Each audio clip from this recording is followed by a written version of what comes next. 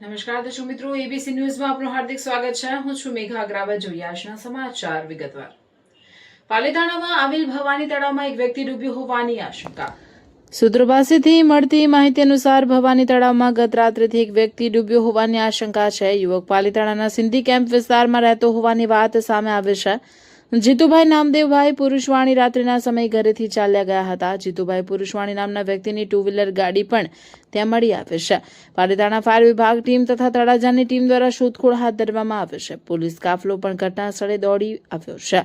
Reporter Hiten Dabhi.